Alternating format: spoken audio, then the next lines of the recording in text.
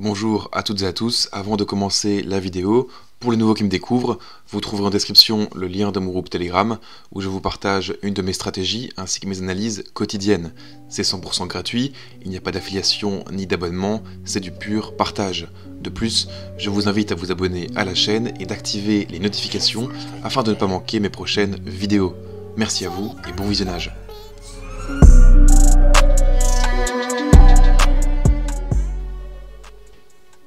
Statistiquement, la plupart des cambistes perdent leur argent avec des chiffres incroyablement alarmants. Il peut atteindre jusqu'à 90 à 95%. Bien que le chiffre et les données ne soient pas exactement fiables, une chose dont nous pouvons être certains est que la majorité des traders forex subissent des pertes et que seuls quelques-uns d'entre eux réalisent des bénéfices de manière cohérente. Il peut être difficile de croire que la plupart des traders qui perdent leur argent ne le sont pas parce qu'ils ne comprennent pas l'analyse technique et fondamentale, ni sur la façon de trader correctement. Beaucoup de ces traders négocient sur des comptes de démonstration depuis un certain temps. Ils ont également mis en place une gestion de leur argent et exécuté des plans de trading. Mais ils ne sont toujours pas en mesure de générer des bénéfices de manière cohérente. D'après les enquêtes menées, la plupart de ces traders ont commis de nombreuses erreurs de négociation courantes, petites mais fréquentes. Bien que petites, ces erreurs affectent leurs résultats. Prenons l'exemple d'un pilote pilotant un avion de New York à Los Angeles. S'il rate quelques degrés, l'avion pourrait atterrir dans la ville de San Diego au lieu de Los Angeles. Même si San Diego est très proche de Los Angeles, l'avion n'atteint pas sa destination. Les erreurs qui ont des conséquences fatales comme celle-ci sont en fait très faciles à surmonter. Le pilote pouvait simplement corriger la direction de navigation, mais il ne l'a pas fait parce qu'il n'était pas au courant de son erreur. Et il en est de même dans le trading forex. Les petites erreurs peuvent être fatales. Pire encore, elles peuvent vous faire perdre confiance au fil du temps. Vous pouvez mieux atteindre votre objectif si vous prenez conscience des petites erreurs que vous avez commises et que vous les corrigez par la suite. En règle générale, il existe 17 grandes erreurs de trading courantes auxquelles chaque trader doit prêter attention. On va les voir ici maintenant en détail. Première erreur, vous ne connaissez pas le facteur qui provoque les mouvements de prix. C'est l'erreur la plus courante. De nombreux traders en savent beaucoup sur le marché des changes, mais ne comprennent pas ce qui cause les mouvements de prix. Dans ce cas, vous devriez vous renseigner sur l'offre et la demande sur le marché des changes, comment les ordres en attente remplissent les ordres du marché, comment les grandes banques et les courtiers effectuent des transactions en fonction du volume de celles-ci, etc., etc. Une connaissance de base et complète des mécanismes de trading forex sera très utile pour comprendre les mouvements des prix du marché.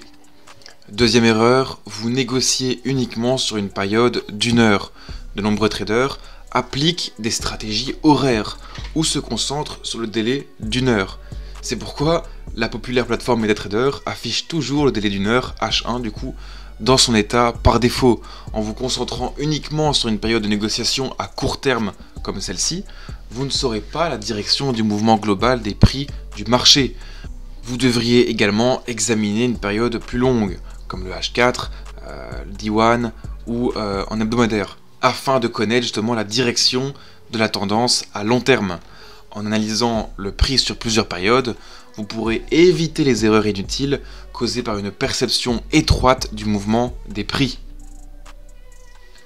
Erreur suivante, vous ne vous souciez pas des détails de la stratégie, des bénéfices attendus et des transactions moyennes par mois.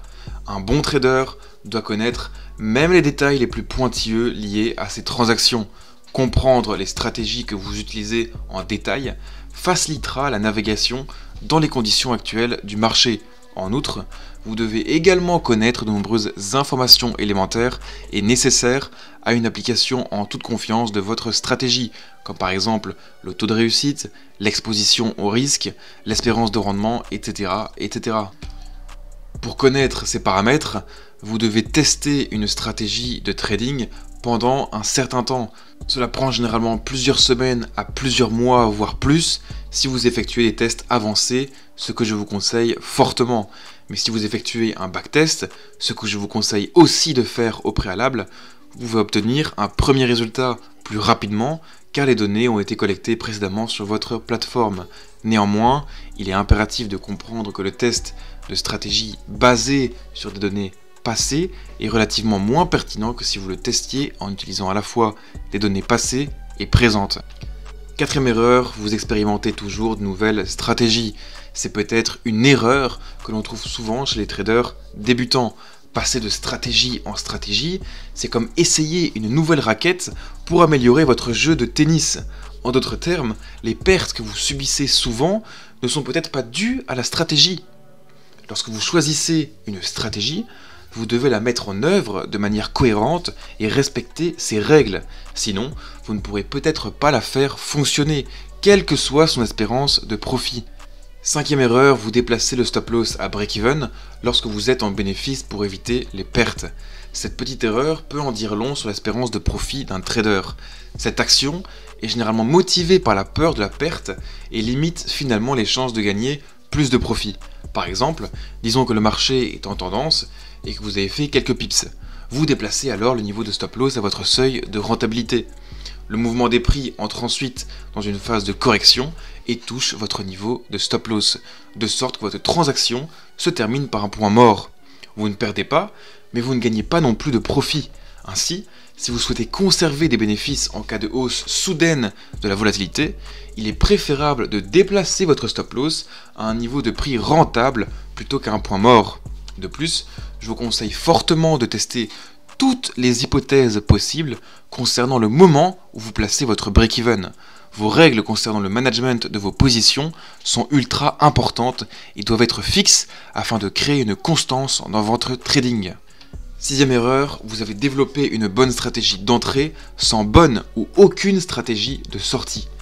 De nombreux traders élaborent des stratégies d'entrée très soigneusement avec diverses règles impliquant une analyse technique et fondamentale. Mais ils ignorent le fait d'établir une stratégie de sortie ou n'ont même pas du tout une éventuelle image de celle-ci. Cette erreur peut limiter leurs chances de profit ou entraîner une perte plus importante. Un moyen simple de déterminer une stratégie de sortie est de prêter attention au niveau de support et de résistance comme limite au mouvement de prix. Le niveau de sortie peut se situer par exemple au niveau du support ou au niveau de résistance le plus proche en fonction des conditions de marché. Septième erreur, vous changez fréquemment de configuration de trading sur un coup de tête. Souvent, les traders sont obsédés par ce qui vient de se passer et oublient les positions d'entrée qui ont été planifiées selon l'analyse précédente. Ils ouvriront spontanément une nouvelle position simplement parce que les mouvements de prix sont soi-disant plus prometteurs. Ce genre de choses va bien sûr gâcher le plan de trading malgré le fait que les conditions du marché semblent être parfaites. Par conséquent, il n'est pas rare que les traders finissent par regretter leur nouvelle position. En plus de changer et d'ouvrir de nouvelles positions de manière impulsive, les traders modifient souvent leur niveau de stop loss ou leur objectif de profit par peur de perdre ou de ne pas faire suffisamment de profit. Cette erreur apparemment insignifiante aura un impact énorme sur le résultat global. Huitième erreur, vous appliquez de nombreux indicateurs techniques de peur de vous tromper ou de perdre votre élan. Chaque indicateur technique repose sur des principes analytiques différents. Deux indicateurs différents peuvent souvent montrer des signaux contradictoires dans lesquels l'un indique acheter tandis que l'autre confirme un signal de vente. L'application de plus d'un indicateur sert généralement à confirmer les signaux les uns des autres. Par exemple, l'oscillateur, donc le RSI ou le stochastique par exemple, ne peut pas indiquer avec précision une tendance par rapport à l'ADX ou à d'autres indicateurs de tendance. Pendant ce temps, l'ADX a tendance à être à la traîne dans son anticipation par rapport justement au RSI. Si vous êtes familier avec les indicateurs techniques, essayez de ne pas utiliser plus de deux indicateurs. L'application de plusieurs indicateurs dans la pratique provoque souvent des interprétations contradictoires et fournit des signaux de trading déroutants. Il est également important de noter qu'une combinaison d'indicateurs qui peut bien fonctionner dans certaines conditions et délais peut ne pas nécessairement bien fonctionner dans différentes conditions de marché. Neuvième très grosse erreur, vous attendez de gros bénéfices sur un petit compte. L'un des mensonges les plus courants dans l'industrie du forex est que chaque trader peut réaliser d'énormes bénéfices avec un capital relativement faible. Cela peut effectivement arriver dans certains cas, c'est possible, mais pas à long terme. Sur la base des données historiques, les traders forex qui réussissent tirent le meilleur parti en obtenant des bénéfices constants à long terme, pas un seul gros profit à court terme. Si vous considérez le trading forex comme un investissement judicieux, vous devez également préparer votre capital de manière réaliste pour réaliser un profit raisonnable. 10e erreur qui touche une certaine partie des traders. Vous êtes trop dépendant des logiciels de trading sans connaître les détails des logiciels. Certains logiciels de trading sont conçus sur la base d'une analyse technique et comme mentionné précédemment, une analyse technique qui a bien fonctionné dans certaines conditions et délais ne signifie pas nécessairement qu'elle fonctionne également dans différentes conditions de marché. Si vous utilisez certains logiciels et qu'ils ne fonctionnent pas correctement, cela ne signifie pas nécessairement que le logiciel est une arnaque. Vous ne comprenez peut-être tout simplement pas les détails des spécifications, sur quelles conditions de marché il peut être appliqué et sur quelle période il doit fonctionner. Même dans ce cas, vous devez encore déterminer l'objectif de perte et profit en fonction de la gestion des risques que vous avez planifié. En fait, s'il existe un logiciel qui promet d'être un saint Graal et qui peut être appliqué à toutes les conditions de marché, le logiciel est probablement et sûrement une arnaque. Croyez-moi. 11e erreur, vous êtes accro à essayer de nouvelles méthodes ou stratégies provenant d'autres sources. Avec la diffusion rapide des informations dont nous pouvons profiter aujourd'hui, il est très probable que vous tombiez sur un certain nombre de sources, sur de nombreuses stratégies de trading intéressantes qui semblent prometteuses avec de fortes chances de probabilité. Cela peut vous inciter à toutes les essayer. Par exemple, disons que Robert est un golfeur accompli qui a déjà une bonne technique de coup avec d'excellents résultats. Lorsqu'il a vu un clip vidéo de Tiger Woods expliquant comment la position et le mouvement du poignet pouvaient augmenter la puissance du coup, il a essayé la technique. Après plusieurs tentatives, il s'est avéré que les résultats n'étaient pas ceux qu'il attendait. Puis, il revient donc à sa technique d'origine. Quelque temps après, il a vu l'interview de Phil Mickelson sur la bonne technique de frappe et il a essayé de la copier. En peu de temps, Robert avait différentes techniques de frappe, mais tous les résultats n'étaient pas ceux qu'il attendait. Et ce n'est pas que Tiger Woods ou Mickelson ont menti, car ils ont utilisé leur technique pour améliorer la qualité de leur coup. Cela signifie simplement que ce qui fonctionne pour les autres golfeurs ne fonctionne pas nécessairement pour Robert, car ce sont des personnes différentes qui ont des styles et des caractéristiques différents. La même chose vaut pour chaque trader forex. Essayer des méthodes ou des stratégies d'autres traders professionnels ne garantit pas un succès instantané. Vous ne pouvez pas reproduire ce que les traders professionnels ont en copiant simplement leur méthode, car ils ont des années d'expérience sur le marché. Au lieu de passer votre temps à passer d'une méthode de trading à une autre, investissez votre temps et votre argent dans le perfectionnement de votre propre stratégie de trading qui s'est avérée rentable. 12e erreur, vous n'avez pas de stratégie pour augmenter la croissance de votre compte de trading. Inconsciemment, de nombreux traders veulent simplement gagner des transactions sans un plan clair pour développer leur compte. Si vous voulez être un bon trader à long terme, vous devez avoir une stratégie spécifique sur la façon dont vous devez développer votre compte avec des objectifs de profit clairs sur une certaine période de temps. Par exemple, vous pouvez éventuellement utiliser les intérêts composés afin de miser sur une croissance exponentielle de votre capital. Ou bien, vous pouvez retirer une partie de vos fonds une fois que le compte aura atteint un certain seuil, et ainsi de suite. Avoir un plan pour développer votre compte à long terme vous permettra de vous concentrer davantage sur ces objectifs, et pas seulement sur le profit quotidien. Après tout, le trading n'est pas une affaire d'un seul jour, d'accord ? 13e erreur, vous appliquez une gestion des risques incohérente. Vous devez établir des règles spécifiques pour déterminer votre tolérance au risque. Le montant du risque ne doit pas simplement être déterminé en fonction du pourcentage du solde du compte pour chaque transaction. Définissez le système de gestion des risques qui vous convient le mieux. Assurez-vous également que le montant du risque dans une transaction à forte probabilité peut être différent de celle à faible probabilité. 14e erreur, vous vous dites toujours que vous êtes un bon trader. Cette confiance excessive est très courante malheureusement chez les nouveaux traders. Cela empêche souvent les traders d'apprendre alors qu'en fait les conditions du marché changent de temps en temps. Les stratégies que vous utilisez aujourd'hui ne pourront pas nécessairement être mises en œuvre sans obstacle dans les prochains mois. Votre objectif est de devenir un bon trader.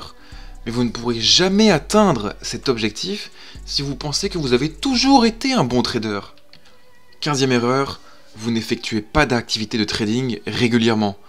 En réalité, je pense que je n'ai jamais rencontré un trader à succès qui ne soit pas discipliné et qui n'ait pas exercé d'activité de trading régulièrement. Les routines sont très importantes. Même si vous ne négociez pas actuellement à un moment précis, vous devez maintenir un calendrier aussi simple que de consulter les graphiques de trading ou de lire des nouvelles fondamentales. La discipline fait partie intégrante de l'obtention de résultats cohérents. Qu'on le veuille ou non, le trading sur le marché des changes nécessite une routine et une grande discipline. Si le succès dans le trading forex est comme un arbre, la discipline en est la racine. Les 3 principaux traits produits par une habitude de trading disciplinée sont la cohérence, la confiance et la patience.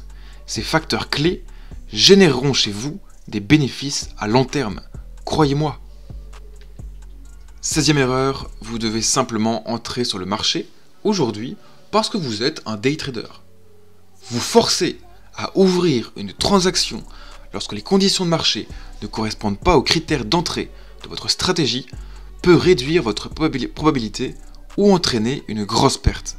Même si vous êtes un day trader, vous n'êtes pas obligé de trader tous les jours ou de fixer un objectif de profit quotidien. Ça n'a aucun sens. Les opportunités ne se présentent pas toujours, tous les jours, et ces erreurs, à long terme, peuvent vous être fatales. Le but du day trading, je le rappelle, est d'ouvrir et de fermer une position le même jour, pas de trader tous les jours. Si vous ne trouvez pas un bon signal de trading aujourd'hui, recherchez une opportunité plus rentable demain. 17e et dernière erreur, vous avez tendance à overtrader avec plusieurs entrées et sorties. L'overtrading est généralement causé par une manière émotionnelle de trader et c'est un problème très courant chez les traders forex, en particulier pour les débutants. Les traders avec des résultats incohérents ont tendance à subir des pertes fréquentes et sont généralement en train d'overtrader sans même s'en rendre compte. Cela peut également être causé par la tendance des traders à utiliser des unités de temps courtes et qui offrent apparemment, je le répète, de nombreuses opportunités d'entrée alors qu'en réalité, la plupart d'entre eux n'ont pas de bonne rentabilité. Comme le facteur émotionnel affecte grandement la mise en œuvre de votre méthode de trading et qu'il est relativement difficile à la suivre, vous devez limiter le facteur émotionnel dans le trading en développant un plan et une stratégie solide avant d'entrer sur le marché. Et puis, vous devez exécuter ces plans et stratégies avec patience et conformément à la situation et aux conditions du marché. Voilà, j'espère que ça vous aura aidé, j'espère avoir été très clair, ne pas avoir été trop long en même temps. Et j'espère surtout que le fait de vous avoir présenté ces différentes erreurs vous aidera pourquoi pas à mieux les comprendre. Peut-être que vous allez vous reconnaître dans ces erreurs, je l'espère en tout cas. Enfin, je l'espère pas de manière générale, mais si vous êtes un trader qui n'est pas encore rentable, j'espère justement que cette vidéo vous aidera ou vous a aidé à trouver justement et à comprendre ces erreurs qui vous affectent peut-être. Donc voilà. Merci beaucoup d'avoir regardé cette vidéo, n'hésitez pas à liker, comme je t'expliquais c'est beaucoup de travail, je le fais pour vous, c'est entièrement gratuit. N'hésitez pas non plus à commenter, à me partager votre avis sur ces erreurs. Si vous avez éventuellement d'autres erreurs, n'hésitez pas aussi à les mettre en commentaire. Ou bien s'il y a un des 17 points qui vous perturbe un petit peu, que vous n'avez pas très bien compris, mettez-le aussi en commentaire et je peux éventuellement refaire une vidéo complète sur un certain sujet en particulier. Donc voilà, merci à vous, à bientôt, bon trade et à la semaine prochaine en fait. Ciao ciao.